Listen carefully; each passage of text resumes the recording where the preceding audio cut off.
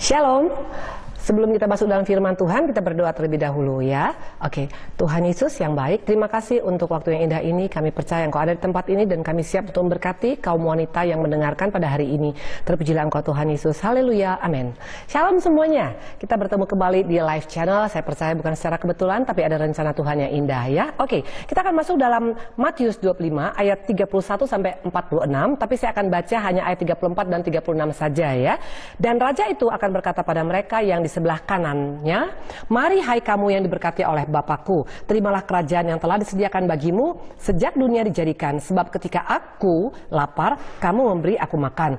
Ketika aku haus, kamu memberi aku minum. Ketika aku seorang asing, kamu memberi aku tumpangan. Ketika aku telanjang, kamu memberi aku pakaian. Ketika aku sakit, kamu melawat aku. Ketika aku dalam penjara, kamu mengunjungi aku." Ada hal yang luar biasa yang mau Tuhan sampaikan pada hari ini, yaitu apa? Ada power yang luar biasa pada saat kita mau memberi ya. Nanti kita lihat coba apa power yang Tuhan sediakan buat orang-orang yang memberi. Lukas 6 ayat 38 dikatakan, "Berilah maka kamu akan diberi. Satu takaran yang baik, yang dipadatkan, yang digoncangkan dan yang tumpah keluar akan dicurahkan ke dalam ribaanmu. Sebab ukuran yang kamu pakai untuk mengukur akan diukurkan kepadamu." Ini fakta. Waktu kita belajar memberi, dikatakan tadi adalah apa? Kita akan menerima kerajaan surga. Itu yang pertama. Kedua dikatakan akan Tuhan berikan berkat yang luar biasa, yang melimpah, yang sampai kita terima dalam ribaan kita, dan ini bicara tentang berkat yang wonderful. Dan yang ketiga tentang apa? Kisah Rasul 20 ayat 35 dikatakan, "Dalam segala sesuatu telah kuberikan contoh kepada kamu, bahwa dengan bekerja demikian kita harus membantu orang-orang yang lemah dan harus mengingat perkataan Tuhan Yesus. Sebab ia sendiri telah mengatakan adalah lebih berbahagia memberi daripada menerima." Ada tiga hal yang luar biasa tentang kuasa daripada memberi. Pertama, kita akan menerima kerajaan surga. Kedua, dikatakan kita akan mendapat berkat yang berlimpah luar biasa. Dan yang ketiga, dikatakan adalah tentang bahagia. Kebahagiaan bukan hanya sekedar karena kita mungkin kaya saja, tidak ya. Kalau kebahagiaan daripada Tuhan itu luar biasa. Apapun keberadaan kita, kalau kita sampai level kepada bahagia, ini luar biasa di hadapan Tuhan ya. Ini jadi pertanyaan. Memberi itu seringkali konotasi daripada orang Kristen hanya sekedar memberi dengan materi. Betul, materi adalah salah satu buah daripada kasih yang suka memberi. Tapi sekedar hanya materi saja ternyata tidak seperti itu rencana Tuhan.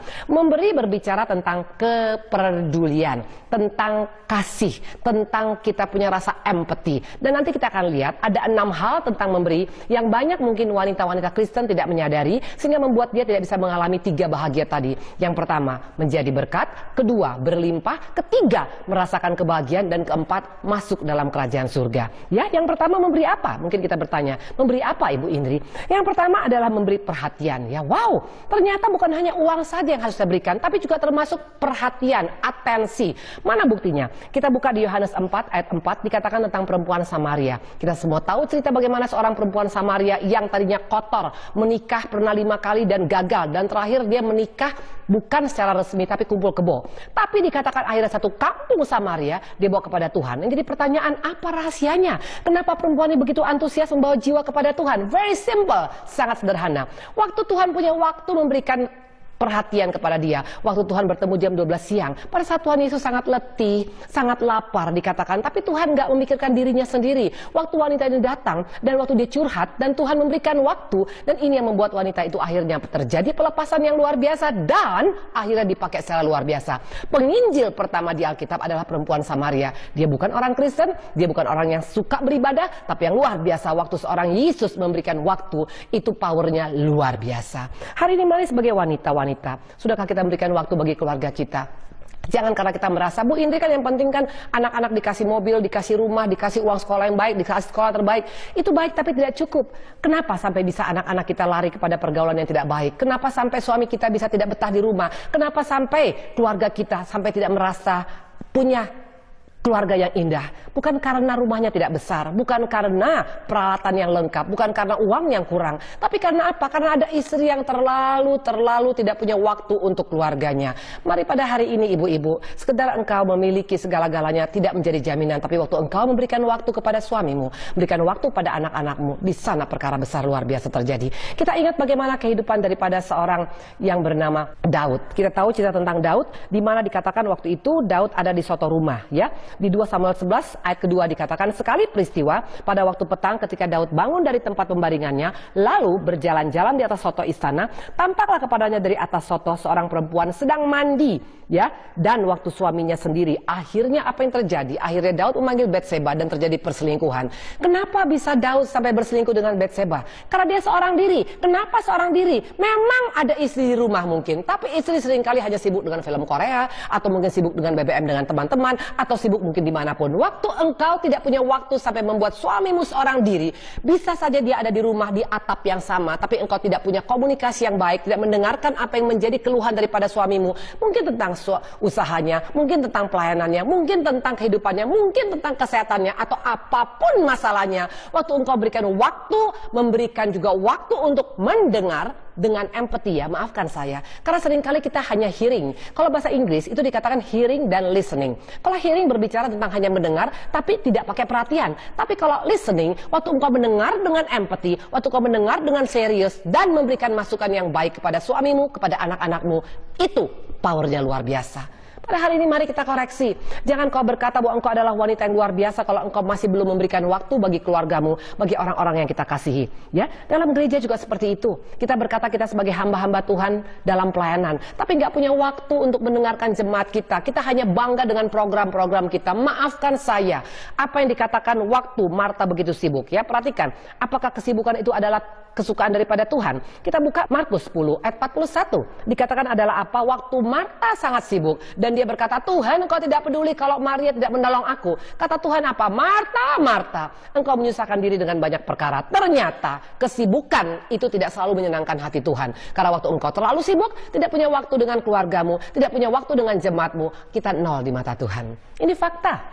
Bahkan dikatakan juga adalah apa? Ya, bagaimana dengan kita punya hubungan pribadi dengan Tuhan? Yakinkah engkau punya hubungan pribadi dengan Tuhan yang baik? Atau saking sibuknya sampai kita tidak punya waktu dengan jam-jam doa kita? Padahal Tuhan punya rencana apa? Tuhan katakan apa? Engkau adalah sahabatku. Dan seorang sahabat yang baik pasti akan mencurahkan isi hatinya semua kepada sahabatnya.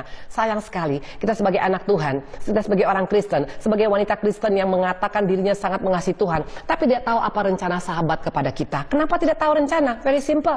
Karena kita tidak punya waktu untuk mendengarkan waktu dia memberitahukan apa rencana dalam hidup kita. Hari ini mari kita koreksi tentang memberi waktu, ya. Itu yang pertama. Yang kedua tentang memberi apa?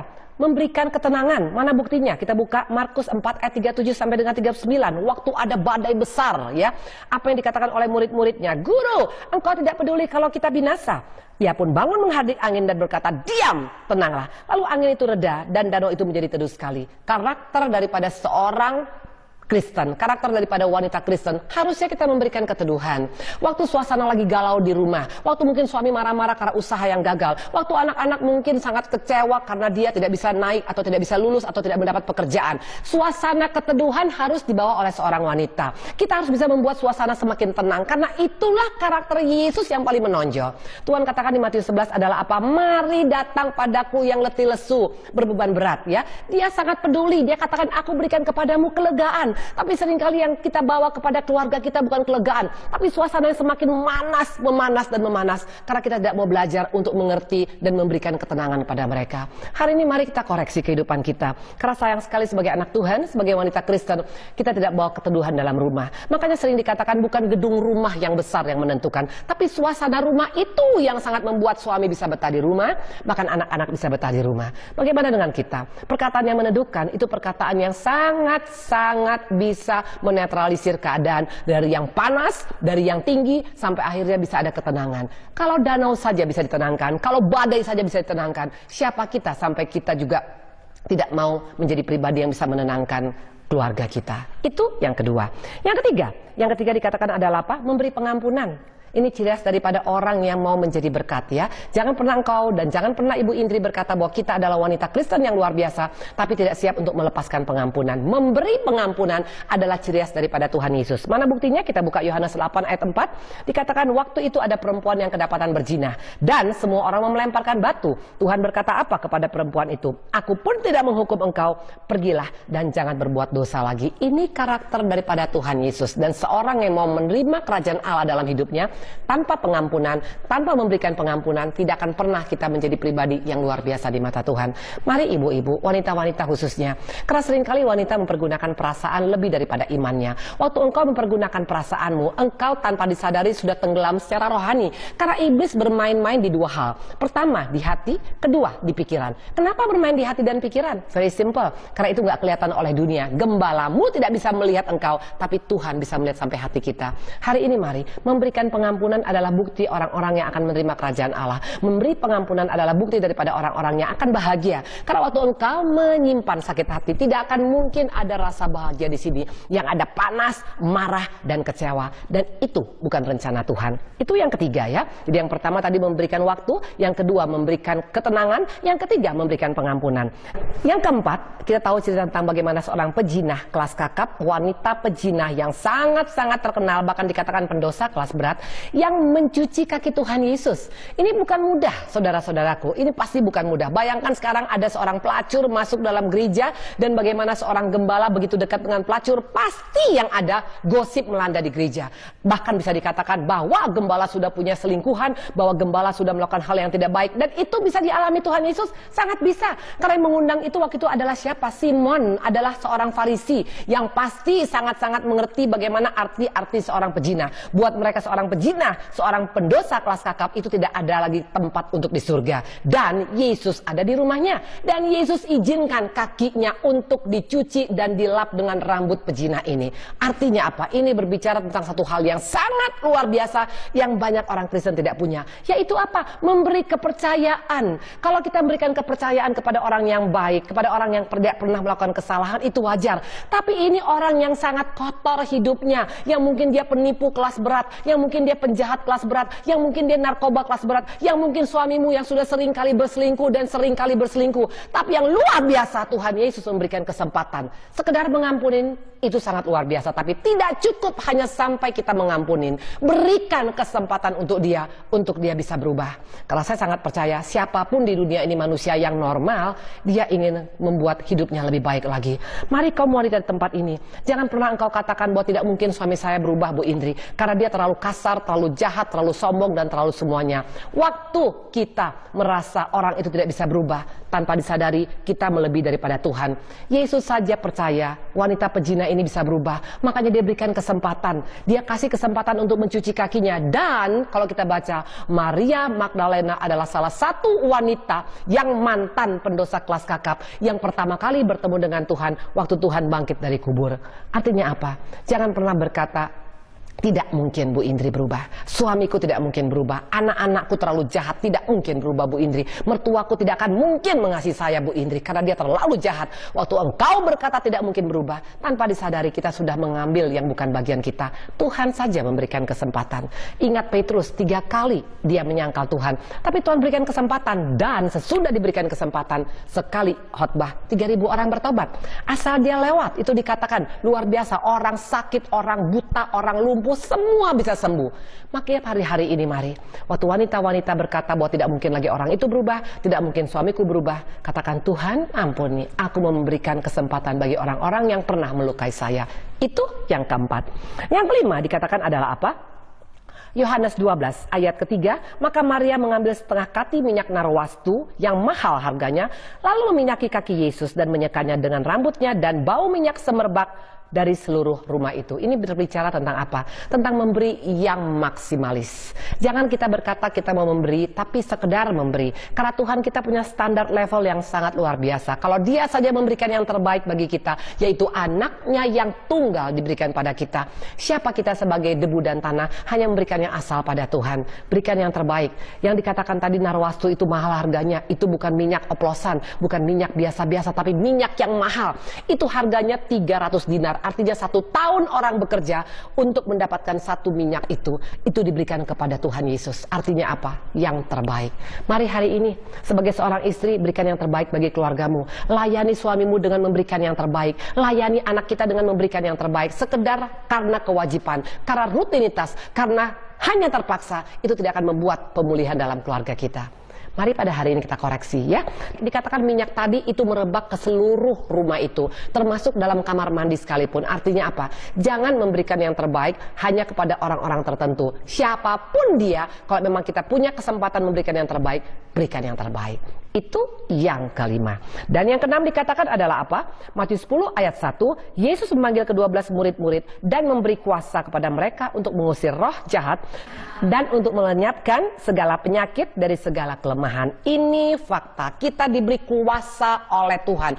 Impartasikan kuasa itu kepada teman-teman kita melalui apa? Dengan menguatkan mereka, dengan mendoakan mereka, dengan menopang mereka. Waktu kita memberi kuasa itu yang kita terima dengan cuma-cuma dari Tuhan, maka Tuhan akan berikan kuasa yang lebih daripada kita. Hari ini mari kita koreksi. Bukan hanya sekedar materi yang bisa kita beri. Ada 6 lagi. Yang pertama tadi adalah apa? Yang pertama tadi adalah memberikan waktu. Yang kedua, memberikan ketenangan. Yang ketiga, memberikan pengampunan. Yang keempat, memberikan kesempatan. Yang kelima tadi dikatakan adalah memberikan yang terbaik. Dan yang keenam, memberikan kuasa. Apa yang kau dapat dari Tuhan, kekuatan yang kita dapat dari Tuhan, ya penghiburan yang kita dapat daripada Tuhan, berikan juga kepada teman-teman kita yang lemah. Waktu mereka dalam keadaan susah, hibur mereka. Waktu mereka dalam keadaan lemah, kuatkan mereka. Waktu mereka hampir tergeletak, topang mereka. Dan waktu kita memberikan itu, apa yang Tuhan janjikan? Dikatakan di sini, Matius 13 ayat 12. Karena siapa yang mempunyai, kepadanya akan diberi sehingga ia berkelimpahan. Waktu kita banyak memberi dari hal yang tadi, maka Tuhan akan berikan kelimpahan pada kita. Sebaliknya, tetapi siapa yang tidak mempunyai, apapun juga yang ada padanya akan diambil daripadanya. Waktu kita tidak punya yang namanya memberi semua daripada kita. Hari ini mari kita koreksi. Tuhan Yesus baik. Tuhan tidak mau hanya menjadikan kita sebagai pribadi yang biasa-biasa, tapi pribadi yang luar biasa. Kita akan berdoa ya. Terima kasih Tuhan Yesus yang baik. Terima kasih untuk kasih-Mu yang luar biasa. Ajarkan kami Tuhan untuk mengerti tentang hukum beri, maka akan diberi. Karena kami tahu waktu kami memberikan yang terbaik, maka Tuhan juga akan memperhitungkan itu. Dan ajarkan kami untuk tetap setia sampai Engkau datang kedua kali. Terima kasih Tuhan Yesus. Dalam nama-Mu kami mengucap syukur. Haleluya. Amin. Saya Dr. Indri Pardede Arya dari Sungai Sukacita Ministry Bandung. Tuhan Yesus berkati. Shalom.